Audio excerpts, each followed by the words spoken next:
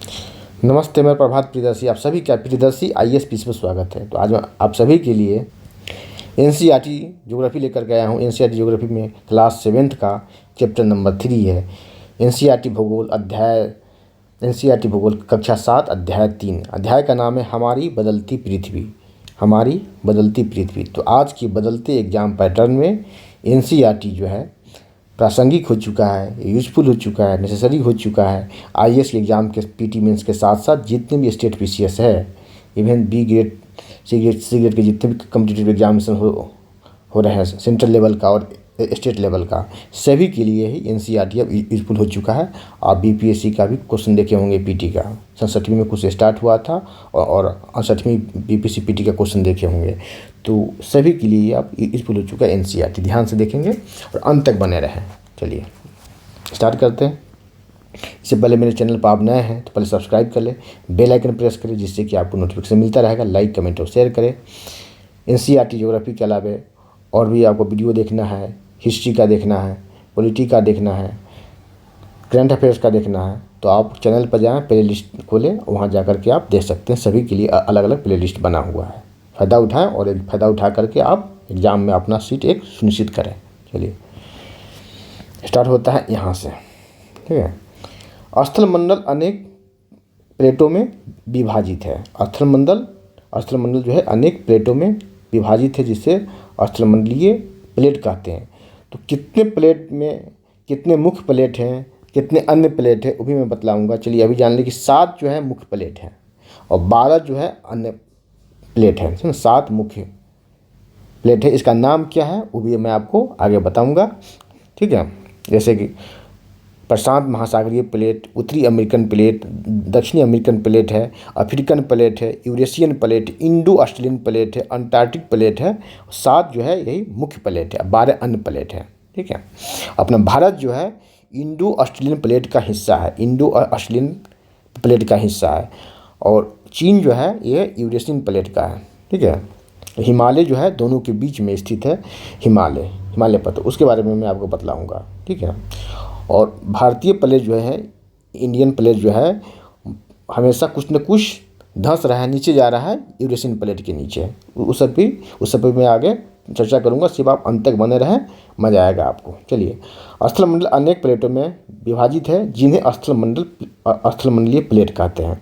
यह जानकर आपको आश्चर्य होगा कि ये प्लेट हमेशा गति से चारों तरफ घूमती रहती है। जितने भी प्लेट है पृथ्वी के अंदर, ये सभी क्या है, गति करता रहता है, हमेशा गतिशील है, हमेशा क्या है, गतिशील है।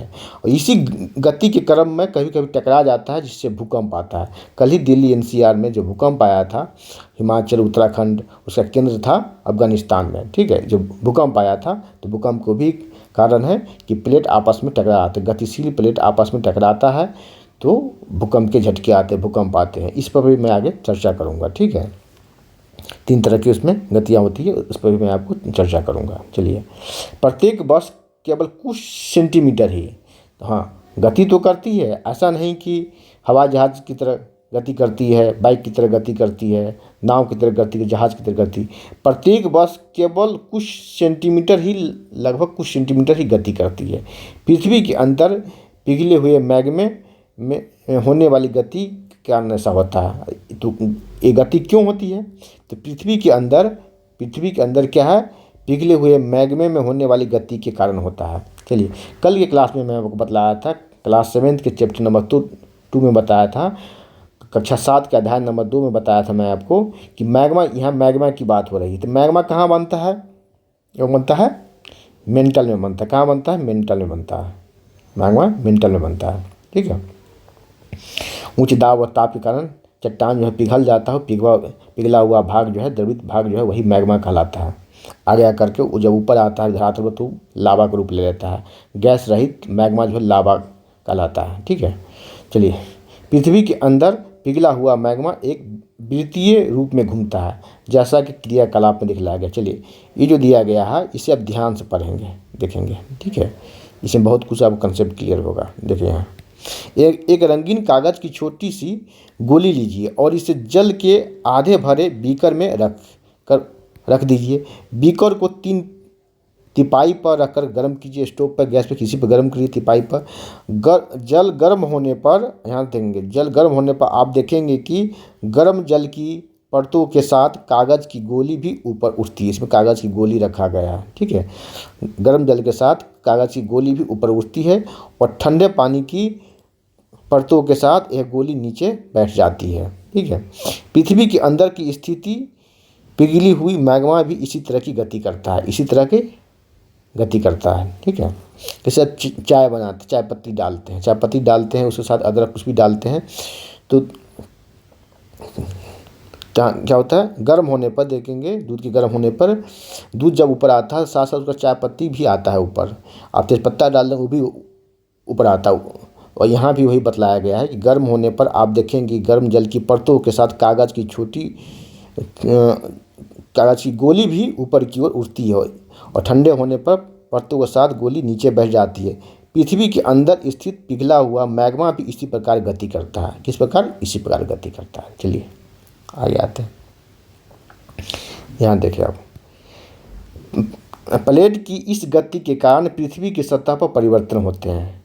प्लेट की इस गति के कारण पृथ्वी की सतह पर परिवर्तन होते हैं। पृथ्वी की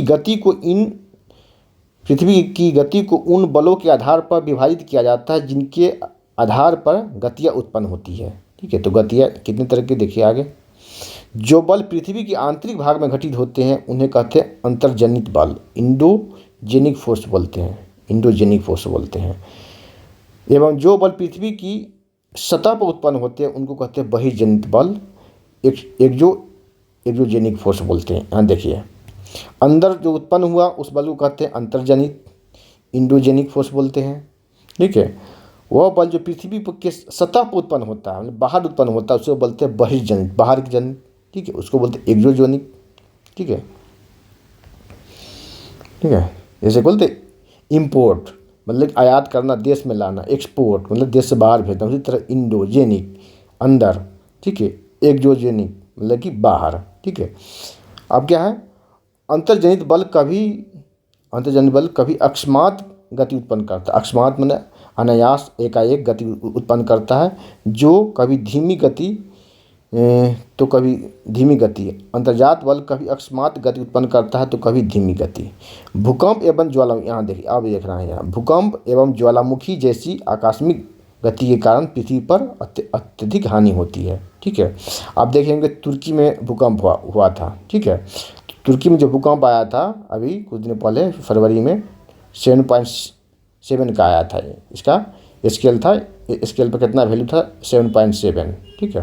कल जो दिल्ली में आया, कल रात को दिल्ली एनसीआर में जो भूकंप आया 6.6 था, ठीक है। चलिए भूकंप के साथ ये भी जान ले कि तुर्की में जो भूकंप आया है अभी, विनाशकारी भूकंप, तो भारत ने वहाँ एक ऑपरेशन भेजा था। उस ऑपरेशन का नाम क्या है? ऑपरेशन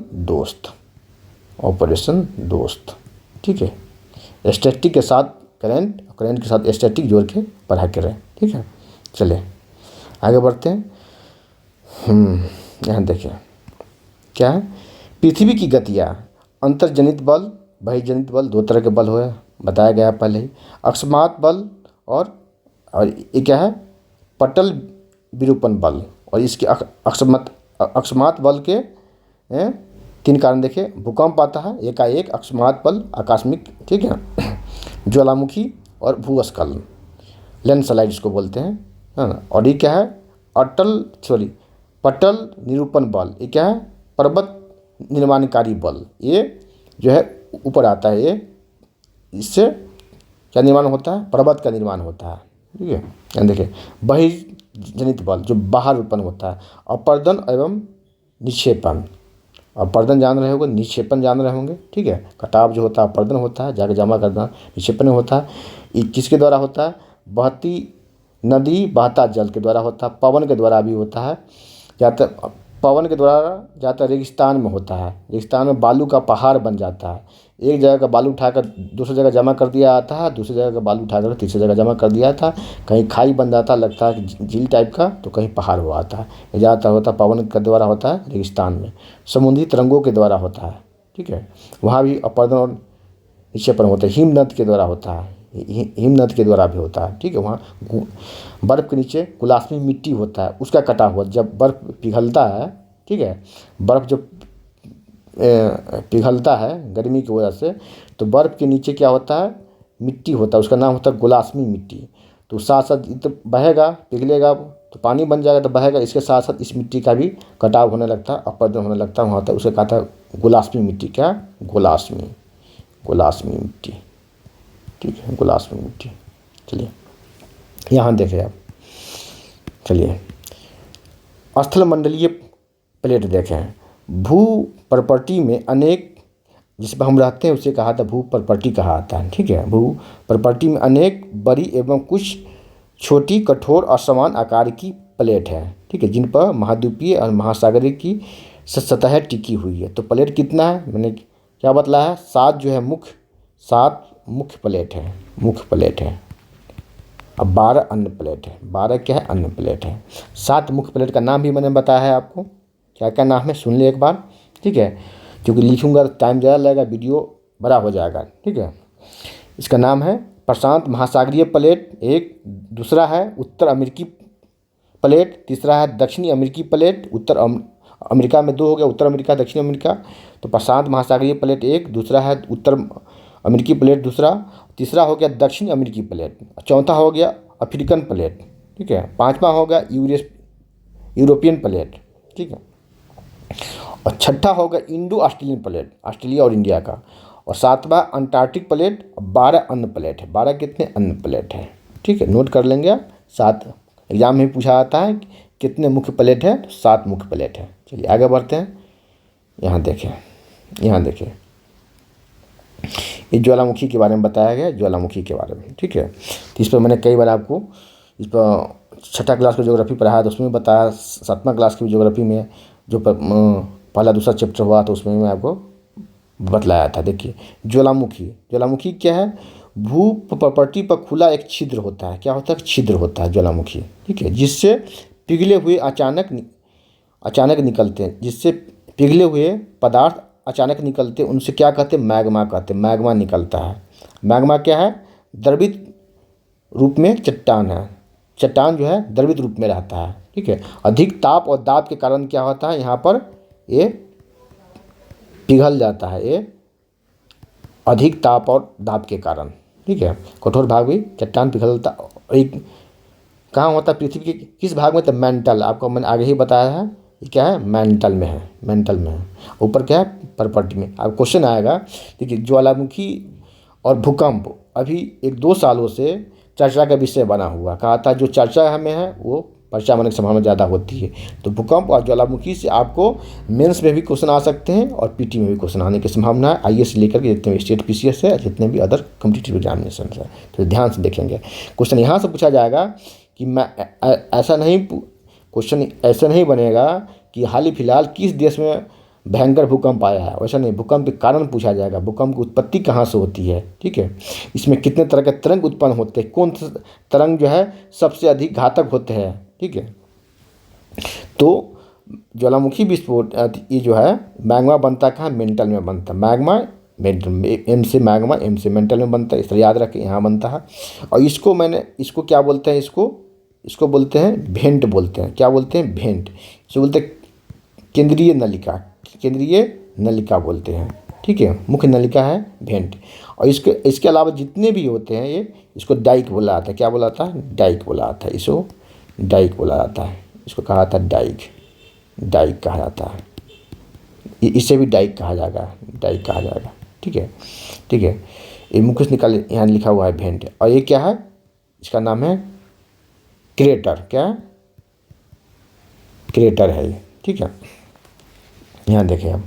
और इसी क्रेटर से जो है, इसी के साथ यहाँ पर कई तरह के गैस निकलते हैं, जलवाष्प निकलता है, सबसे अधिक मात्रा जलवाष्प। हाँ, क्वेश्चन आएगा कि सब ज्वालामुखी विस्फोट होता है तो वहाँ पर सबसे अधिक क्या निकलता है, राख ज्वालामुखी, तो क्या निकलता है सबसे अधिक, है ना, यहाँ पर सबसे अधिक निकलता है जलवाष्प।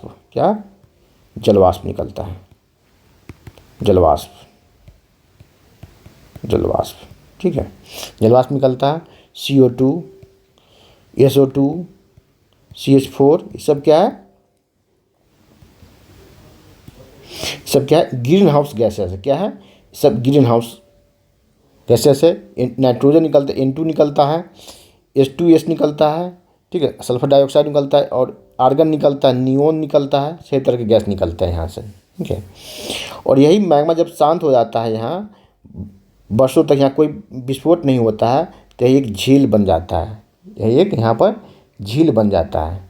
इसको कहते हैं कैलिडेरा बोलते हैं। क्या बोलते हैं, कैलिडेरा। चलिए जब इसकी बात हो रही है तो ज्वालामुखी की, तो उद्भेदन के आधार पर 3 तरह के होते हैं। उद्भेदन के आधार पर ये 3 तरह के होते हैं। ध्यान से सुनते रहेंगे आप लोग, अंत तक बने रहे, बहुत कुछ सीखने को मिलेगा। उद्भेदन, उद्भेदन, उद्भेदन के आधार पर, उद्भेदन के आधार पर 3 तरह के होते हैं। सक्रिय ज्वालामुखी, सुषुप्त ज्वालामुखी और मृत ज्वालामुखी। सक्रिय ज्वालामुखी वो हो गया जिसमें हमेशा मतलब उद्गार होते रहता है। तो भारत में एक ही, अपने भारत का एक ही सक्रिय ज्वालामुखी है, बैरन द्वीप पे। कहाँ है, बैरन द्वीप पे, अंडमान निकोबार में। बैरन द्वीप पर अंडमान निकोबार में एक सक्रिय ज्वालामुखी है। दूसरा होता है सुषुप्त ज्वालामुखी, जिसमें वर्षों तक कोई विस्फोट नहीं हुआ है, ज्वालामुखी विस्फोट नहीं हुआ। एक है कि मृत ज्वालामुखी, लेकिन उसमें है कि काफ़ी वर्षों तक कोई उसमें ज्वालामुखी विस्फोट नहीं हुआ और न होने की संभावना है, उसे कहते हैं मृत ज्वालामुखी, मर चुका है, ठीक है। और दूसरा होता है, एक तो हो गया संरचना के आधार पर, सॉरी उद्भेदन के आधार पर, और दूसरा होता है संरचना के आधार पर, संरचना के आधार पर। ये तो ये है, तो ये भी 2 तरह के होते हैं इसमें। एक होता है केंद्रीय नलिका उद्गार ज्वालामुखी, और दूसरा होता है दरारी उद्भेदन ज्वालामुखी। तो ये जो इसमें जो फिगर दिया गया है, तो ये है केंद्रीय नलिका का है। क्या है, केंद्रीय नलिका, केंद्रीय नलिका उद्गार ज्वालामुखी। यह है केंद्रीय नलिका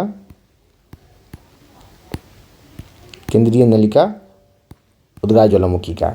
एक होता है दरारी उद्भेदन। तो दरारी उद्भेदन में क्या होता है, मैग्मा कम निकलते हैं। और ये क्या है, केंद्रीय नलिका है, मुख्य नलिका है। तो ये एक पाइप के द्वारा होता, एक पाइप बन जाता है, नली बन जाती है, इससे मैग्मा अधिक निकलता है। और दरारी उद्भेदन में मैग्मा कम निकलता है। और दरारी उद्भेदन में क्या होता है, ज़्यादातर मैग्मा जो अंदर ही रह जाता है, ये धरातल से अंदर ही रह जाता है।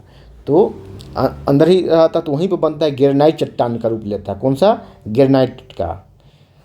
ग्रेनाइट चट्टान ज़्यादातर बनते हैं जहाँ दरारी उद्भेदन होते हैं, ठीक है। और जहाँ केंद्रीय नलिका उद्भेदन होता है, तो उससे ऊपर में एक शंकुआकार संरचना का निर्माण होता है, शंकु का, और नहीं तो एक मैदान का निर्माण होता है। जैसे दक्कन का प्लेटू, दक्कन पठार जो है भारत में, वो क्या है, ज्वालामुखी से ही निर्मित है, ठीक है। वो उसमें बेसाल्टिक चट्टान है, ठीक है। चलिए इसमें मैं और बता देता हूँ। यहाँ जो उद्भेदन होता है, तो एक तो होता है कि सिलिकॉन की मात्रा के आधार पर, यहाँ देखें, ठीक है, सिलिकॉन की मात्रा 65% से अधिक होगा, 65 से अधिक होगा, तो क्या होगा, एसिडिक नेचर का होगा। ये क्या होगा, एसिडिक नेचर का होगा। दूसरा होता है 65% से कम, 65 SI की मात्रा 65 से, तो होगा बेसिक नेचर का रहेगा। क्या, बेसिक नेचर का। यहाँ देखिए आपको एक अच्छा यहाँ पर कंसेप्ट क्लियर होगा, ठीक है। एसिडिक नेचर का, ये विस्कस कम होता है। क्या होता है, ये विस्कस ज़्यादा होता है, सॉरी विस्कस ज़्यादा होता है। तो विस्कस ज़्यादा होता है, फैलता कम है। अब क्वेश्चन भी आया था, इससे साइंस से, बायो से भी क्वेश्चन आता है कि सबसे अधिक विस्कस कौन है, सबसे श्यानता कौन है। क्वेश्चन आया था कि सब 4 ऑप्शन दिया गया था। बायोलॉजी क्वेश्चन था 67th BPSC में, सबसे अधिक विस्कस कौन था। शहद जो है, हनी जो है, वो सबसे अधिक विस्कस होता है। और टेम्परेचर क्या होता है इसका, कम होता है, ठीक है। यहाँ देखें, तो यहाँ क्या है, तो फैलता कम है। तो विस्कस अधिक होता है तो फैलेगा कम, तो क्या, शंकु का निर्माण होता है। यहाँ क्या, शंकु का निर्माण होता है, ठीक है। और एसिडिक नेचर का होता है। यहाँ क्या है, ये 65 SI की मात्रा 65% कम है, तो बेसिक नेचर का होगा। और विस्कस का है, विस्कस, इसे मैं मिटा रहा हूँ यहाँ, ठीक है।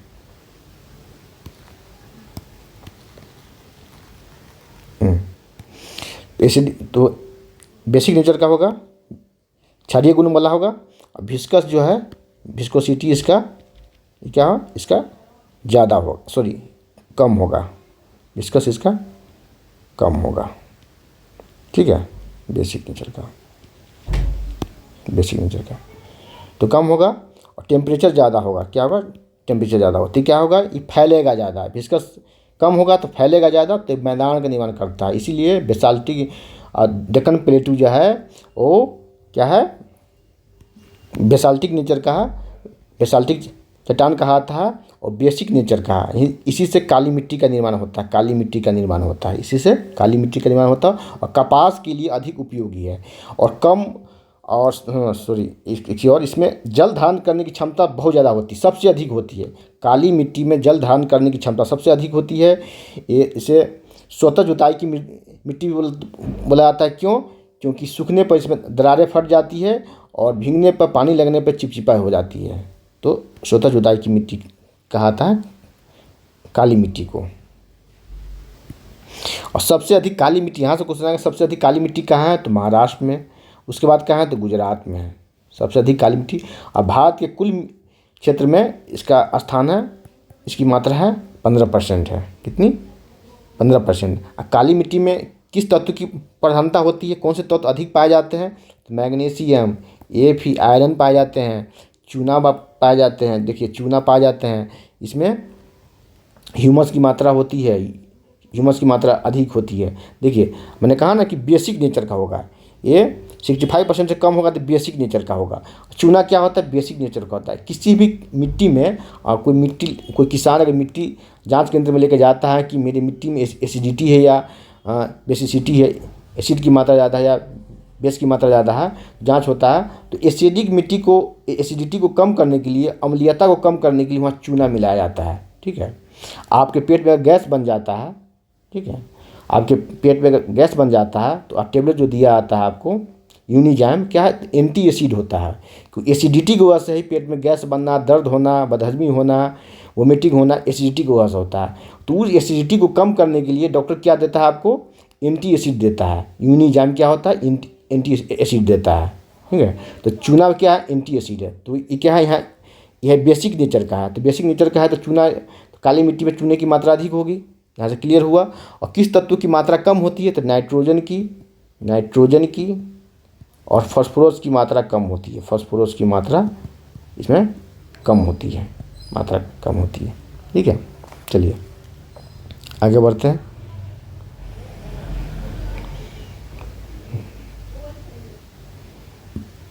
चलिए आगे देखिए हम।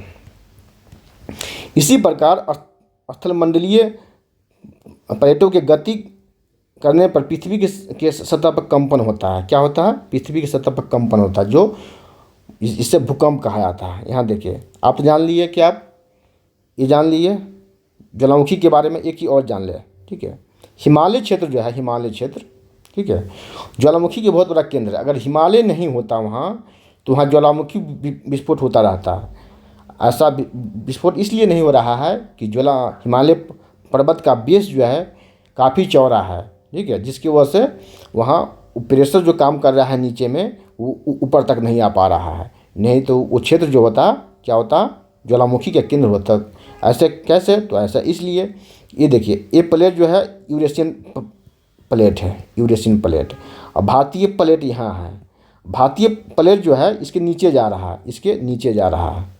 देखिए यहाँ समझे आप, ये हो गया यूरेशियन प्लेट और भारतीय प्लेट ये हो गया। ठीक है, ये हो गया। ठीक है, तो हमेशा इसके नीचे जा रहा है, इसके नीचे जा रहा है, इसके नीचे जा रहा है, इसके नीचे जा रहा है, नीचे जा रहा है। तो ताप, उच्च दाब के कारण ये क्या होगा, पिघल के मैग्मा बनेगा, मैग्मा का रूप लेगा। मैग्मा का रूप लेगा तो हाई प्रेशर के कारण क्या होगा, ऊपर आना चाहेगा, टेम्परेचर प्रेशर के कारण। तो लेकिन क्यों नहीं आ रहा है ऊपर, वहाँ पर ज्वालामुखी विस्फोट क्यों नहीं हो रहा है, क्योंकि हिमालय का बहुत बड़ा बेस वहाँ है। ठीक है, जिससे इसका प्रेशर जो है हिमालय को भेद नहीं पाता है। ठीक है, चलिए आगे बढ़ते हैं। यहाँ देखें, अब क्या है, भूकंप की बात हो रही है, तो इसमें भी बहुत अच्छा कंसेप्ट बताऊंगा। अब ध्यान से सुनेगा, अंत तक बना रहेगा। चैनल पर नए हैं तो पहले सब्सक्राइब कर ले, बेल आइकन प्रेस कर, जिससे आपको नोटिफिकेशन मिलता रहेगा। क्लास कुछ लंबा ही होगा, लेकिन आपका बहुत कंसेप्ट आपका क्लियर होगा। ठीक है, इसी प्रकार स्थलमंडलीय प्लेटों की गति करने पर पृथ्वी की सतह पर कंपन होता है। क्या होता है?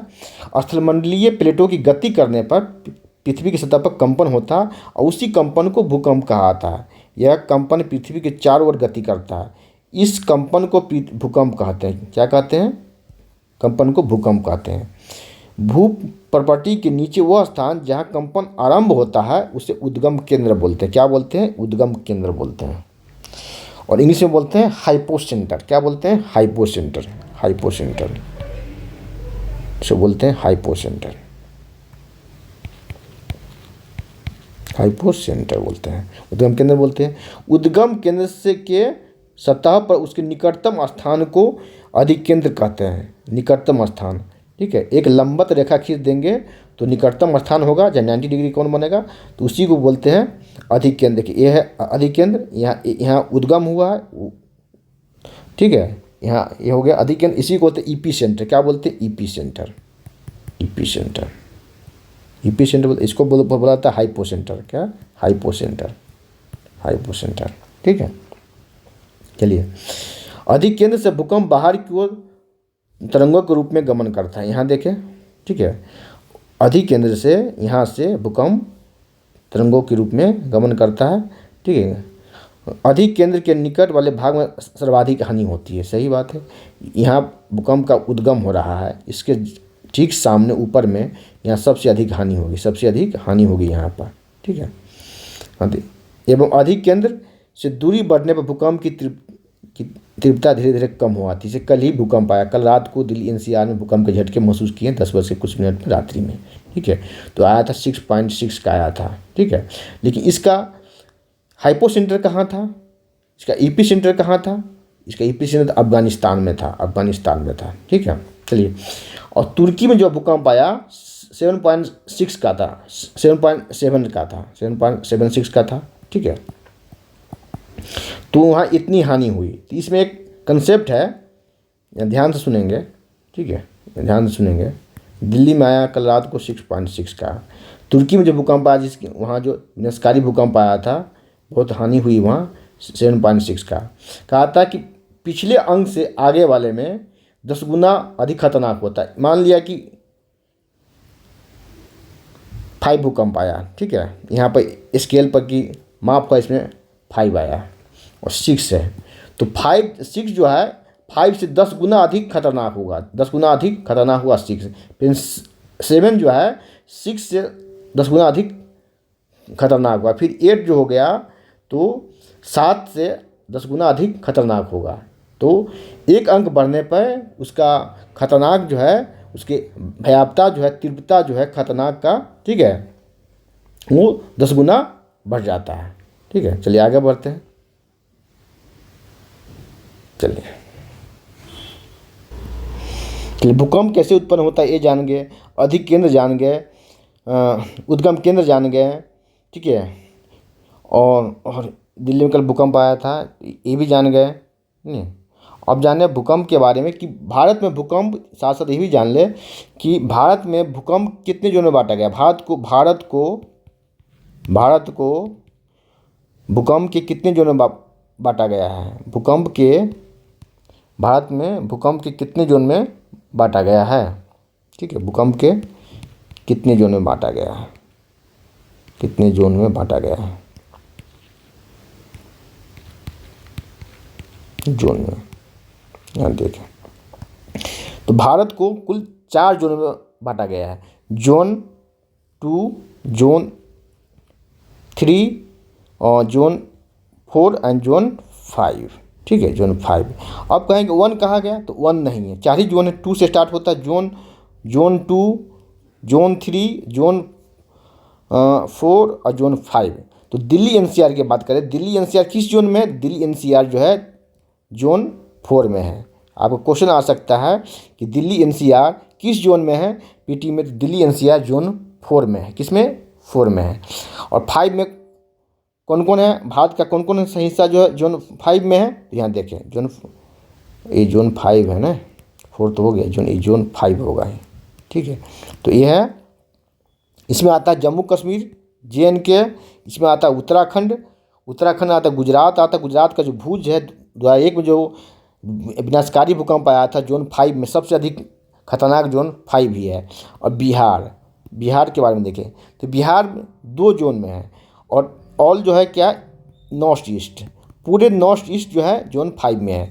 देखिए जम्मू कश्मीर, उत्तराखंड, गुजरात का भुज एरिया जो है जहाँ भूकंप आया था 2001 में, बिहार और पूरा नॉर्थ ईस्ट उत्तर पश्चिम क्षेत्र जो है 7 सिस्टर्स का जो है, उसमें आप सिक्किम को भी मिला देंगे तो 8 राज्य हो जाते हैं। और बिहार जो है, बिहार 2 जोन में, बिहार में 2 जोन हैं। कौन कौन से जोन हैं? जोन 4 भी है और जोन 5 भी है। ठीक है, दोनों जो भूकंप के दोनों जोन बिहार में उपलब्ध है, जोन 4 भी और जोन 5 भी उपलब्ध है। ठीक है, ये बता दिया। चलिए अब बता रहा हूँ कि भूकंप जो उत्पन्न होता है इसमें कितने तरह के तरंग उत्पन्न होते हैं। कहा था कि तरंग के उत्पन्न हो, देखिए यहाँ पर दिया है पी तरंग, एस तरंग, एल तरंग। ठीक है, तो इसके बारे में मैं और कुछ बता रहा हूँ, यहाँ पे इतना ज़्यादा कुछ नहीं दिया है। ये जाने सबसे अधिक जो है, सबसे अधिक पहले ये जाने कि इसकी उत्पत्ति कहाँ से होती है, पी तरंग की उत्पत्ति कहाँ से होती है, पी और एस की उत्पत्ति कहाँ से होती है। देखिए पी की उत्पत्ति, इसकी दोनों की उत्पत्ति होती है हाइपो सेंटर पर। कहाँ? हाइपो सेंटर पर, मतलब उद्गम केंद्र पर इसकी उत्पत्ति होती है। ठीक है, चलिए यहाँ मैं बता रहा हूँ अलग से आपको। ठीक है, पी, एस और एल 3 तरह के क्या है,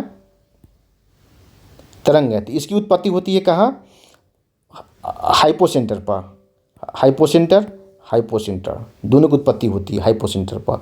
और इसकी उत्पत्ति जो है एल तरंग की, इसकी उत्पत्ति होती है आपको उद्गम के ये अधिक केंद्र पर। कहाँ? अधिक केंद्र, ईपी सेंटर पर इसकी उत्पत्ति होती है एल तरंग की। इसकी गति, ये जो है सॉलिड लिक्विड तीनों से ये गुजर सकता है। किससे? सॉलिड, लिक्विड और गैस। ये सॉलिड, लिक्विड एंड गैस तीनों स्टेट से, तीनों अवस्था से, पदार्थ की तीनों अवस्था से क्या करता है, गमन कर सकता है, सॉलिड से भी, लिक्विड से भी, गैस से भी। और ये जो एस जो है इसको बोलते हैं प्राइमरी, बोलते हैं यहाँ जानने की, इसको बोलते हैं प्राइमरी, इसको बोलते हैं सेकेंडरी, और इसको बोलते हैं एल को पृष्ठीय तरंग बोलते हैं। ठीक है, लैंड वेव बोलते हैं। ठीक है, तो और इसके यहाँ ये जो है ओनली सॉलिड।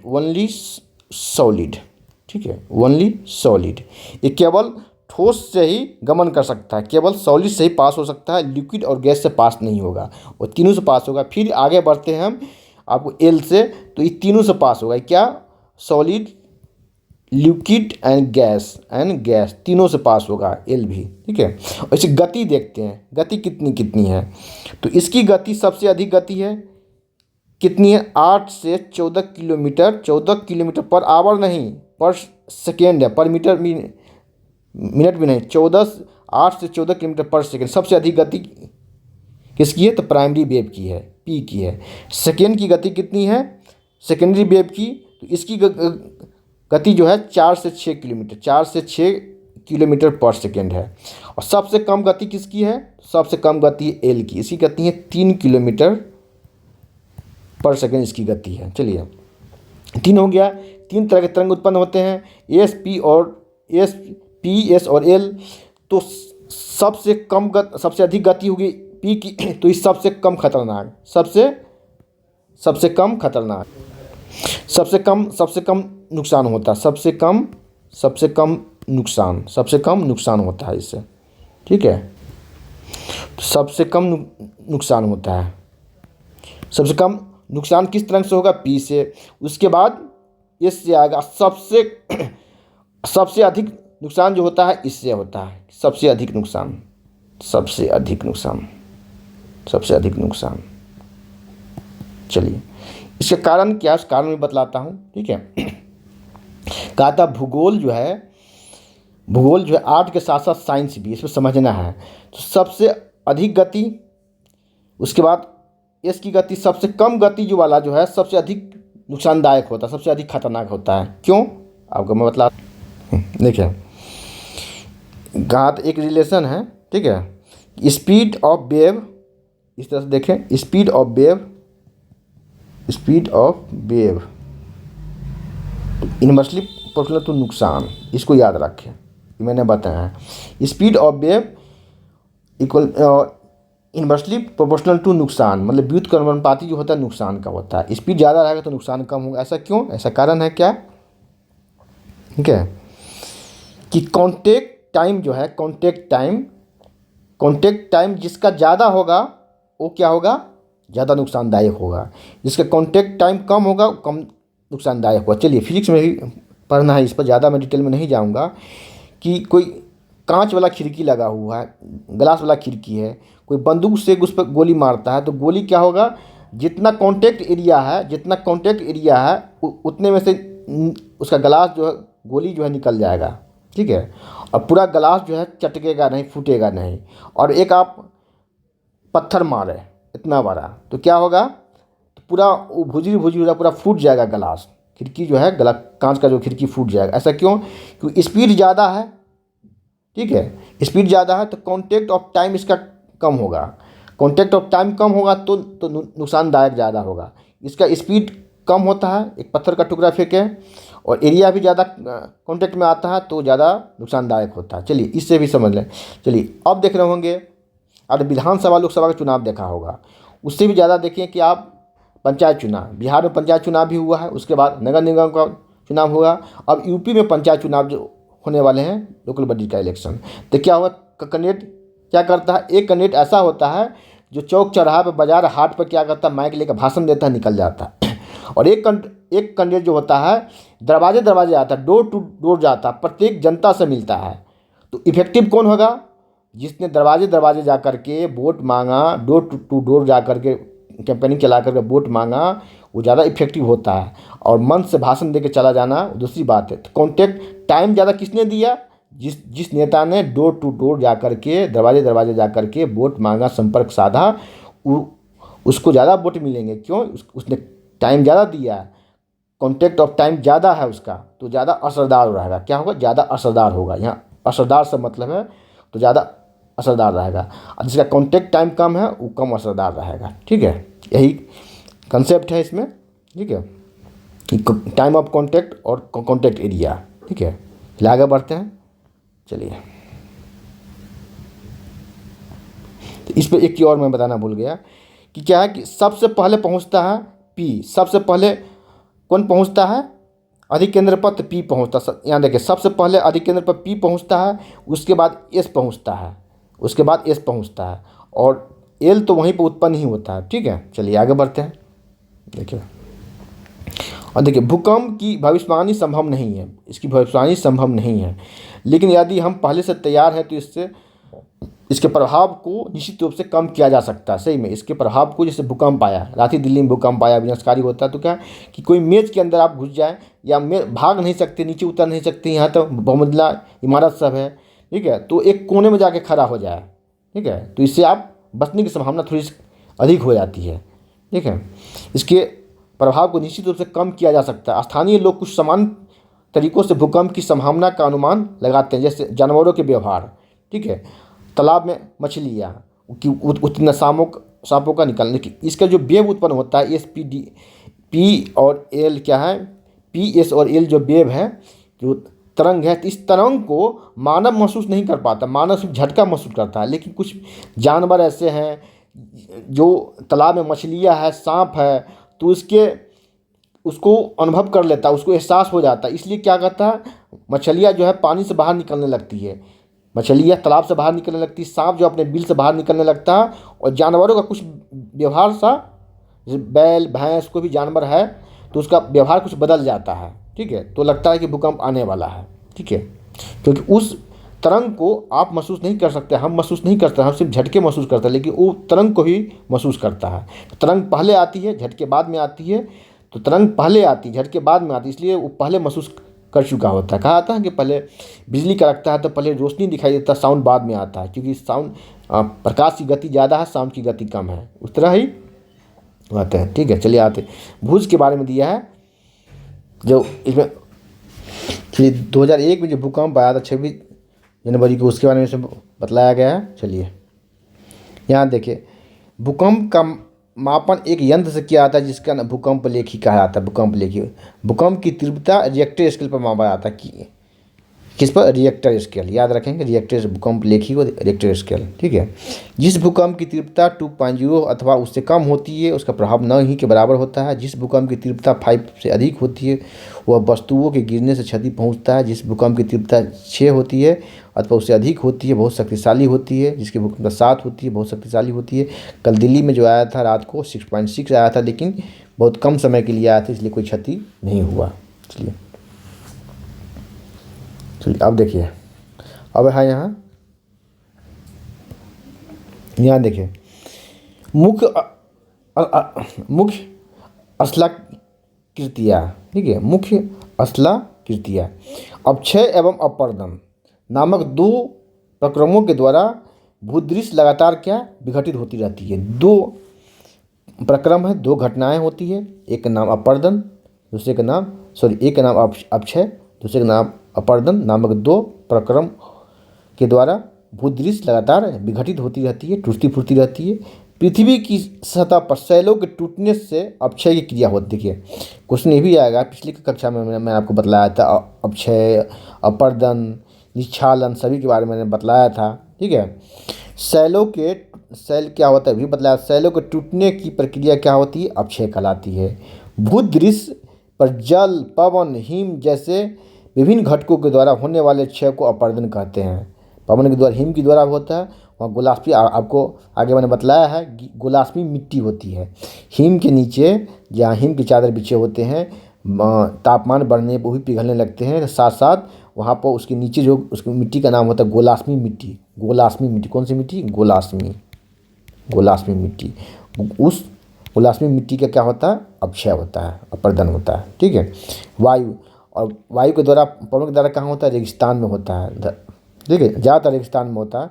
वायु, जल आदि अपर्दित पदार्थ को एक स्थान से दूसरे स्थान पर ले जाते हैं, फलस्वरूप एक स्थान निक्षेपित होते हैं, फलस्वरूप एक स्थान पर वो निक्षेपित होते हैं, जमा कर दिए जाते हैं। जैसे बाढ़ आती है तो बाढ़ अपने साथ साथ नई मिट्टी लाती है और मैदानी क्षेत्रों में बिछा देती है, बाढ़ ग्रसित क्षेत्रों में बिछा देती है। तो वो मिट्टी जो नई मिट्टी जो होती है बहुत ही उपजाऊ होती है, पाँक कहा जाता है उसे, पाँक, ठीक है, उपजाऊ होती। कहा था बाढ़ अभिशाप है तो वरदान भी है। तो क्या होता है, वो अपर्दन करके लाती है और वहाँ पर निक्षेपित कर देती है। अपर्दन एवं निक्षेपण ये प्रक्रम जो है पृथ्वी के धरातल पर अश्लाकृतियों का निर्माण करते, क्या करते हैं, अश्लाकृतियों का निर्माण होता है इससे। चलिए नदी के कार्य देखें, ध्यान से देखें नदी के कार्य, ठीक है।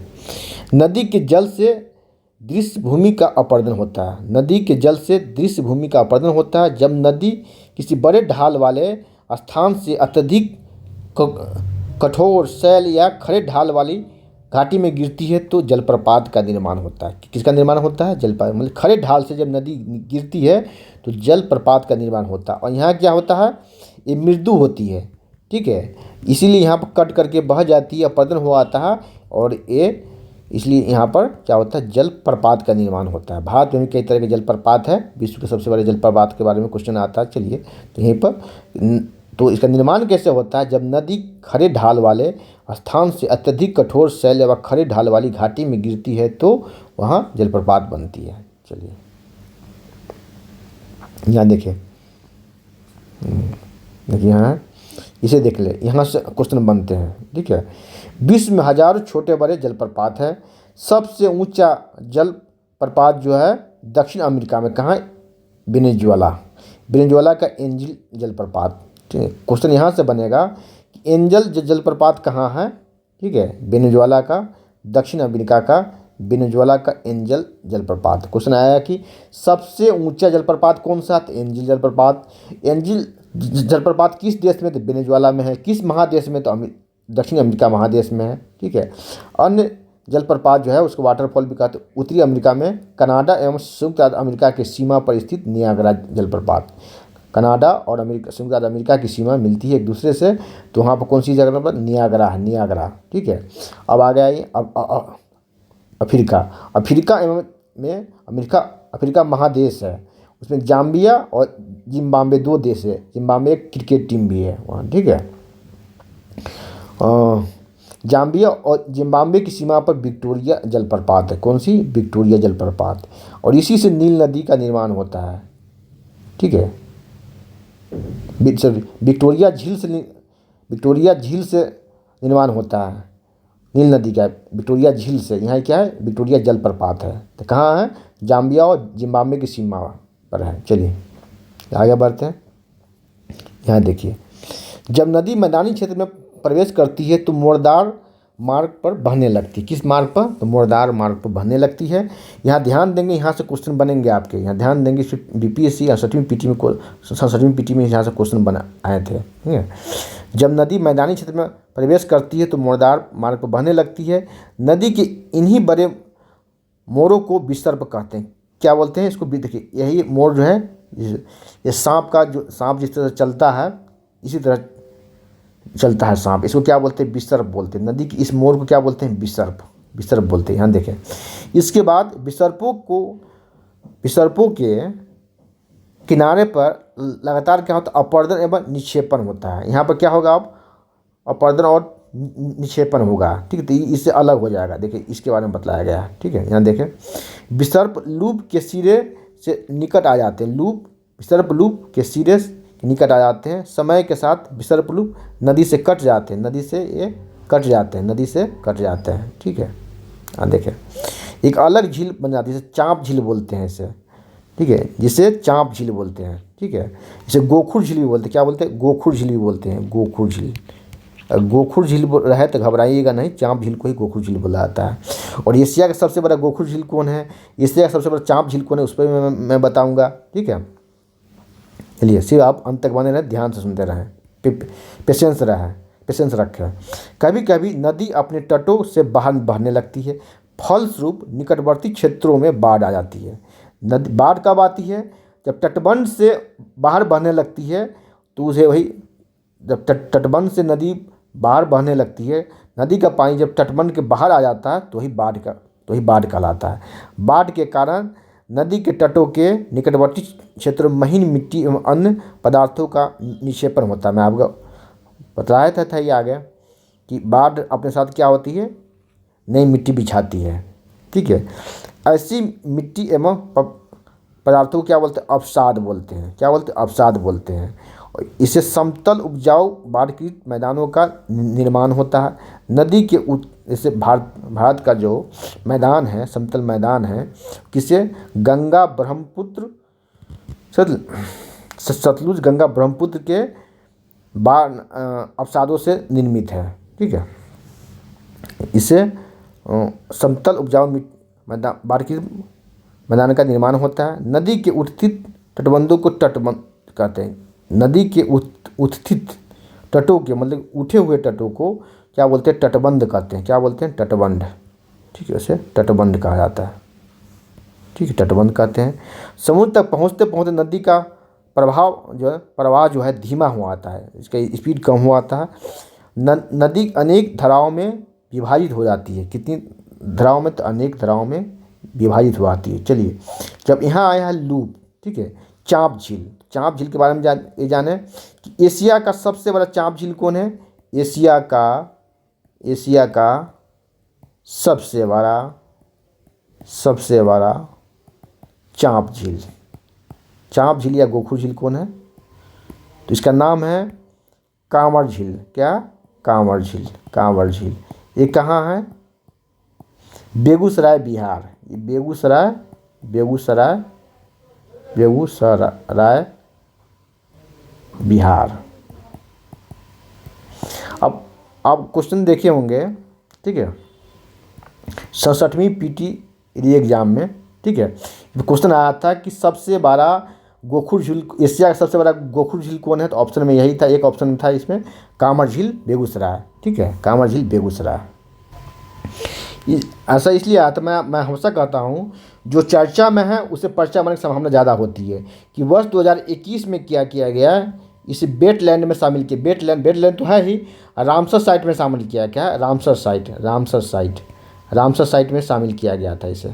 ठीक है, रामसर साइट में शामिल किया गया था। तो करेंट में था, कहा चर्चा में रहा। और इसको कांवर झील को पहले भी रामसर साइट में शामिल किया गया था, कुछ दिनों के लिए निकाल दिया, फिर शामिल किया गया 2021 में, तो चर्चा में रहा, इसलिए 2022 में इस पर क्वेश्चन पूछ दिया गया। और बिहार में एक ही रामसर साइट है जो कांवर झील है, बिहार में एक ही रामसर साइट है। अब आगे भी क्वेश्चन आ सकते हैं। अच्छा चलिए, बिहार में एक ही रामसर साइट है कांवर झील, तो अब देश में कितने रामसर साइट हो चुके हैं टोटल? तो 75 देश में अभी टोटल, मैं करंट अफेयर्स में भी करवाया हूँ, कई बार इस पर क्वेश्चन मैंने डाला था। अभी देश में कुल 75 रामसर साइट है। अब वेटलैंड दिवस कब मनाया जाता है? 2 फरवरी को मनाया जाता है, विश्व वेटलैंड दिवस। ठीक है, 1971 में ईरान के रामसर में एक बैठक हुई थी इसी के रिगार्डिंग, ठीक है, वेटलैंड के रिगार्डिंग। चलिए उस पर आगे हम चर्चा करेंगे। ठीक है, चलिए ये है तो कांवरताल झील। अब इस पर क्वेश्चन कई बार आने की संभावना है, और डायरेक्ट नहीं इनडायरेक्ट रूप से पूछे जा सकते हैं। किस नदी के किनारे हैं? तो बूढ़ी गंडक नदी, बूढ़ी गंडक नदी के किनारे है। ठीक है, बूढ़ी गंडक नदी के किनारे हैं। बिहार में और अर्ध चंद्राकार होता है, यू आकार का होता है। आप देख रहे हैं ये अर्ध चंद्राकार है, या इसे यू आकार का भी बोला जा सकता है। क्वेश्चन यहाँ से बनेंगे कि चांप झील होते हैं किस आकार के होते हैं? यू एस आकार के होते हैं, टी आकार के, यू आकार के होते हैं, अर्ध चंद्राकार होते हैं। बिहार में और भी जो है गोखुर झील है, जैसे गोगाबिल झील क्या है, बिहार में ही चांप झील है। कटिहार जिले में महानंदा नदी के किनारे है। किस नदी के किनारे? एक और है अब उदयपुर झील है, ये भी गोखुर झील है बिहार में, ये गंडक नदी के किनारे है पश्चिम चंपारण में। ठीक है, तो समझ गए होंगे कि गोखुर झील किसे कहते हैं, कैसे होता है, इससे सबसे बड़ा कौन है। ठीक है, चलिए आगे बढ़ते हैं। देखिए ये हो जाता है जिसको यहाँ है, क्या है देखिए, नदी कई धाराओं में, अनेक धाराओं में विभाजित हो जाती है। कब? जब समुद्र में मिलने के पहले। ठीक है, यहाँ देखिए इसको वितरिका कहा था। ये क्या है? ये मुख्य नदी है। ठीक है, इसी को वितरिका कहते हैं। यहाँ डेल्टा का निर्माण होता है, डेल्टा का निर्माण होता है डेल्टा। ठीक है, इससे पहले यहाँ कई धाराओं में बढ़ जाती है, इसको सभी को ये सब वितरिका कहलाम। क्या देखिए शब्दों को पकड़िए। वितरण क्या? बांटना। ठीक है, वितरण से क्या होता है? बांटना ने कहता है कि प्रसाद वितरण करे, सामग्री वितरण करे, है ना। अभी अनाज जो मिल रहा है वो कहता है कि अनाज को वितरण करे।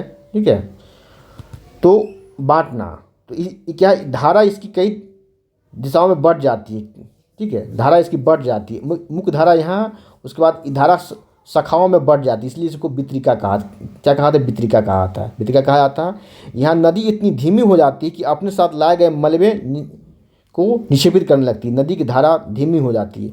प्रत्येक वितरिका अपने मुहाने का निर्माण करती है। क्या? अपने मुहाने का निर्माण करती है, और सभी मुहानों के अपसादों से डेल्टा का निर्माण होता है। डेल्टा का निर्माण यही होता है। चलिए, जब डेल्टा की बात हो रही है तो विश्व का सबसे बड़ा डेल्टा कौन है? सुंदरबन का डेल्टा। किस नदी के द्वारा? तो गंगा और ब्रह्मपुत्र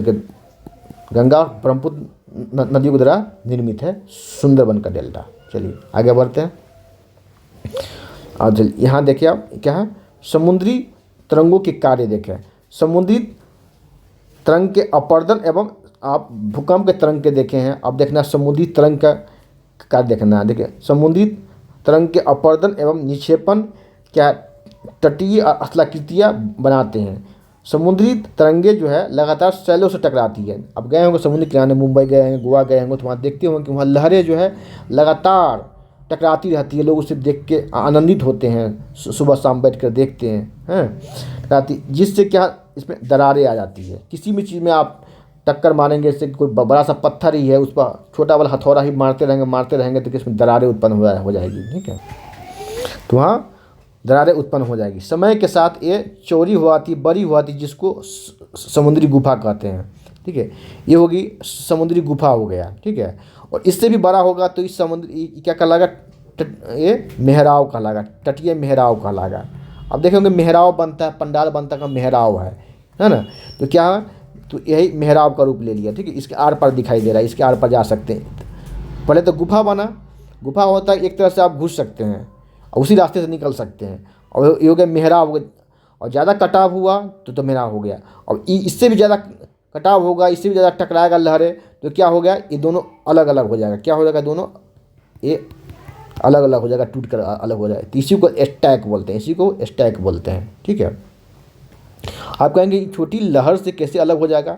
अब बड़ा सा हथौड़ा, छोटा सा हथौड़ा लेकर के बड़े चट्टान पर भी मारते रहेंगे तो वहाँ एनर्जी का कंसेप्ट है। ठीक है, एनर्जी का कंसेप्ट है, एक दिन वो ब्रेक हो जाएगा। फिजिक्स में पढ़ना है एनर्जी का क्या कंसेप्ट है कि छोटा हथौड़ा से ही बड़े चट्टान को तोड़ सकते हैं, लगातार उस पर आप हिट करते रहें तो। चलिए, इन गुफाओं के बड़े होते जाने पर इसमें केवल छत बच जाते हैं, केवल इसमें देखिए गुफा ये हो गया तो गुफा हो गया, ठीक है, और इसमें केवल छत बच जाते हैं, इसे तटीय मेहराब कहते हैं। इसमें केवल छत बच जाती है इसलिए मेहराब कहते हैं। छत भी जब अलग हो आता है तो स्टैक कहा आता है। देखिए, लगातार अपरदन छत को भी तोड़ देता है, लगातार अपरदन छत को भी तोड़ देता है, केवल दीवारें बच जाती है, केवल दीवारें बच जाती है, स्टैक कहा आता है, स्टैक कहा आता है। और ये लगभग ऊर्ध्वाधर वर्टिकली उठे हुए होते हैं, वर्टिकली उठे हुए होते हैं। ऊंचे शैलीय तटों को समुद्री भृगु बोलते हैं। क्या बोलते हैं? देखिए यहाँ, ऊंचे शैलीय तटों को समुद्री भृगु बोलते हैं। समुद्री तरंगों के किनारे पर अवसाद जमा होता है जिसे समुद्री पुलिन कहा जाता है। देखिए यहाँ समुद्री पुलिन कहा जाता है। हाँ देखिए, ये समुद्री भृगु कहते हैं, और जब अवसाद जमा होता है तो उसको समुद्री पुलिन कहा जाता है। क्या? पुलिन कहा जाता है।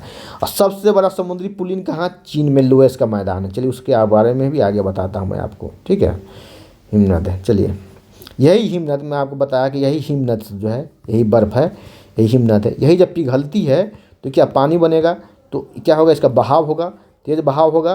ठीक है, बहाव होगा तो क्या होगा, ये अपने साथ मिट्टी भी काटेगी नीचे, और नीचे की जो इसकी मिट्टी होती है इसको बोलते हैं गोलाष्मी मिट्टी। क्या? गोलाष्मी मिट्टी, गोलाष्मी मिट्टी। यहाँ भी अपरदन होता है। चलिए, हिमनद के कार्य देखें। हिमनद अथवा हिमानी बर्फ की नदियाँ होती है। हिमनद अपने नीचे की कठोर चट्टानों से, देखिए है ना, गोलाष्मी मिट्टी एवं पत्थरों को अपरदित कर देती है। गोलाष्मी मिट्टी एवं पत्थरों से भूदृश्य का अपरदन करती है। गोलाष्मी मिट्टी एवं पत्थरों से भूदृश्य का अपरदन करती है। हिमनद गहरे गर्तों का निर्माण करती है, गहरे गर्तों का निर्माण करती है। यही हिमनद जब पिघल जाता है तो यहाँ गर्त का निर्माण होता है, फिर यहाँ झील बन जाता है, यहाँ झील का निर्माण हुआ, झील का भी यहाँ निर्माण हुआ था। पर्वतीय क्षेत्र में बर्फ पिघलने से उन गर्तों में जल भर जाता है और सुंदर झील का निर्माण होता है। तो झील का निर्माण कहाँ होता है? पर्वतीय क्षेत्रों में भी होता है, न कि सिर्फ नहीं होता। आप जम्मू कश्मीर में भी झील है, कौन कौन सा झील है जम्मू कश्मीर, कौन मीठा झील है, सबसे बड़ा झील है, आप कमेंट सेक्शन में कमेंट करेंगे। हिमनद के द्वारा लाए गए पदार्थ तो ऐसे छोटे बड़े शैल, रेत एवं तलछट मिट्टी में क्या होता है, इसका हिमनद हिमोद का निर्माण होता है। हिमनद हिमोद का निर्माण होता है। चलिए, पवन के कार्य देखें। ठीक है, पवन के कार्य, क्या आपने कभी रेगिस्तान देखा है? बालू के टिब्बे, बालू के पहाड़ को बालू का टिब्बा कहा जाता है। और पर्वतन के द्वारा दिन में जब हवाएं चलती है तो एक जगह के बालू दूसरी जगह उठा करके पहाड़ नुमा संरचना खड़ा हो जाता है। कुछ एकत्र करने का प्रयास कीजिए। रेगिस्तान में पवन, अपरदन एवं निक्षेपण का प्रमुख कार्य है। ठीक है, रेगिस्तान में आप छत्रक के आकार के सेल देख सकते हैं, जिन्हें समानांतर क्या होता है? छत्रक सेल कहते हैं। पवन सेल के ऊपरी भाग की अपेक्षा निचले भाग को आसानी से काटती है। पवन क्या करती है? ऊपरी भाग के, हाँ ये भी ध्यान रखिए, IAS में क्वेश्चन आ चुका है कि रेगिस्तान में जो पवने जो है ऊपरी भाग को ज़्यादा काटती है या निचले भाग को? निचले भाग को काटना ज़्यादा आसान होता है। निचले भाग पवन सेल के ऊपर से, तो निचले भाग के ऊपरी भाग की अपेक्षा निचले भाग को काटना ज़्यादा आसान होता है। इसीलिए ऐसे सेल के आधार पर संकीर्ण एवं विस्तृत होते हैं। संकीर्ण पवन चलने पर यह अपने साथ रेत को एक स्थान से दूसरे स्थान पर पहुंचाती है। जब पवन का बहाव रुकता है तो रेत गिरकर छोटी पहाड़ी बन जाती है। आपको पहले ही बताया, उसे बालू टिब्बा कहते हैं। बालू टिब्बा क्या है? क्वेश्चन आ गया कि बालू टिब्बा क्या है, तो रेगिस्तान में बालू का पहाड़ होता है, छोटी पहाड़ी होती है। जब बालू कण महीन एवं हल्के होते हैं तो वायु को ऊपर उठा करके अधिक दूर तक ले जाती है। बालू कण विस्तृत क्षेत्रों में निक्षेपित हो जाती है, जिसे लोएस का मैदान कहते हैं। और विश्व में सबसे बड़ा लोएस का मैदान कहाँ है? तो चीन में। देखिए, क्वेश्चन आ सकता, कभी भी आ सकता है यहाँ से। IAS में क्वेश्चन यहाँ से पूछा जा चुका है कि विश्व में सबसे बड़ा लोएस का मैदान कहाँ है? तो चीन में है। कहाँ? चीन में है। चलिए, आप क्वेश्चन बता रहे हैं, आपको ये सब लिखना है, आपको लिखेंगे आप इसे। अब देखिए, ऑब्जेक्टिव बता दे रहा हूँ आपको। ठीक है। देखिए इनमें से कौन सी समुद्री तरंग की विशेषता नहीं है, कौन सी समुद्री तरंग की विशेषता नहीं, सैल नहीं है, किनारा है, समुद्री गुफा है। अब देखिए हिमनद की विशेषता, हिमनद की निक्षेपण विशेषता क्या है, तो राइट आंसर होगा हिमोद। क्या है? हिमोद, हिमनद हिमोद। ग है पृथ्वी की आकस्मिक गतियों के कारण कौन सी घटना होती है, तो इसमें ज्वालामुखी का निर्माण होता है, ग का होगा, ये ज्वालामुखी का निर्माण होता है। घ है छत्रक सेल पाई जाती है कहाँ, तो रेगिस्तान में पाई जाती है, भी बताया है मैंने। चाँप झील कहाँ पाई जाती है, तो नदी घाटी में, कहाँ, हिमनद में नहीं, रेगिस्तान में, तो नदी घाटी में। ठीक है। देखिए अब आगे यहाँ देखिए, इसको मिलान करना है। तो हिमनद क्या है, बर्फ की नदियाँ है। ठीक है। विसर्प क्या है, नदियों के द्वारा निर्मित होता है। पुलीन क्या है, समुद्री तट पर बनता है। बालू टिब्बा क्या है, बालू टिब्बा छत्रक सैल है, रेगिस्तान में बनता है। जल प्रपात क्या है, ये जल प्रपात कठोर सैल संतुलन से निर्मित होता है। भूकंप क्या है, तो पृथ्वी का कंपन है भूकंप। ठीक है। तो आज इतना ही, फिर अगले वीडियो में मिलते हैं। क्वेश्चन कैसा लगा, क्लास कैसा लगा, आप कमेंट सेक्शन में कमेंट करेंगे। ठीक है। और चैनल पर नए हैं तो पहले सब्सक्राइब कर ले, बेल आइकन पर प्रेस करें, जिससे कि आपको नोटिफिकेशन मिलता रहेगा। और एनसीईआरटी क्लास जो IAS प्री मेंस के साथ साथ जितने भी स्टेट PCS है, कॉम्पिटिटिव एग्जामिनेशन हो रहे हैं, सेंट्रल SSC CGL हो गया, स्टेट का कोई एग्जाम, सभी के लिए एनसीईआरटी यूजफुल है। यहीं से क्वेश्चन आप बनने लगे हैं, आने लगे हैं। ठीक है।